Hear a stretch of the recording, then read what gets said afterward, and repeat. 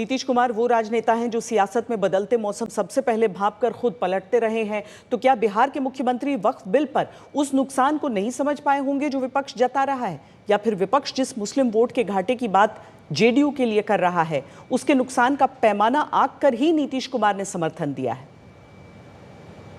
उनको उसका खमियाजा भुगतना पड़ेगा। ये बड़ा इमोशनल कनेक्ट है वक्फ का मैटर्स का मुस्लिम समाज से, क्योंकि ये हमारे लिए एक इबादत है। ये नमाज की तरह नहीं और इबादत है ये।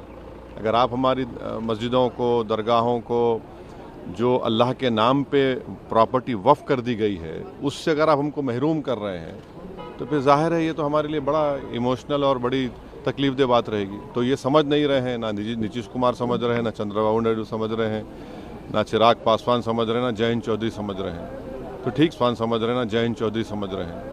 एनडीए के साथ चुनाव लड़ने में घटता रहा, लेकिन मुस्लिम बाहुल्य सीट पर नीतीश कुमार की पार्टी को फिर भी वोट मिलता रहा।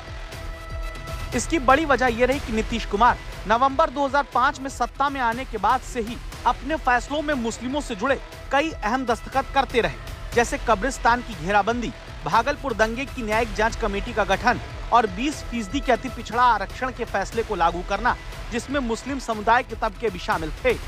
2006 से 2014 के बीच नीतीश कुमार ने 5 मुस्लिम नेताओं को राज्यसभा भेजा। इनमें 4 पसमानदा मुस्लिम थे। लेकिन अब सियासत और परिस्थिति दोनों बदल रहे हैं। तब क्या वक्फ बिल के समर्थन से नीतीश का बचा हुआ मुस्लिम वोट कम हो सकता है? इन लोगों को कुर्सी से प्यार है। इन लोगों की ना कोई विचारधारा है, ना कोई नीति है, ना कोई सिद्धांत है। इन लोगों को किसी मतलब नहीं है। आप जान रहे हैं स्वर्गीय रामविलास पासवान जी ने जो है इस्तीफा दिया था, गोधरा कांड जब हुआ था तो उसको लेकर के वो विचारधारा और नीति सिद्धांत की राजनीति करते थे। लेकिन आज के दौर में जो भी लोग हैं, केवल उन लोगों को कुर्सी से प्यार है और ना नीति, ना विचारधारा, ना देश के संविधान से कोई मतलब है, ना आरक्षण से मतलब है। केवल अपनी कुर्सी प्यारी है। कुछ लोग भ्रम फैला करके, भावना भड़का करके वोट लेने के कारण मुसलमानों में कंफ्यूजन कर रहे थे। बिहार में सबसे बड़ा पॉपुलेशन है पसमानदा मुसलमान का। वो सारे लोग जो गरीब लोग हैं उनको अब ये फायदा मिलेगा इससे, क्योंकि उनके रिप्रेजेंटेटिव भी होंगे और जिस पर्पस के लिए दान दिया जाता था वो सही जगह लगेगा। गरीब मुसलमानों को इसका फायदा होगा। स्पष्ट किया उन्होंने इस बात को। जिस तरह की नीतियां चल रही है, जनता दल के अंदर एक भी मुस्लिम नेता नहीं बचेंगे। सिर्फ झूठ बोलना, फॉल्स नैरेटिव सेट करना, लोगों में एक डर का माहौल पैदा करना, सिर्फ विपक्ष की अब ये भूमिका रह गई है।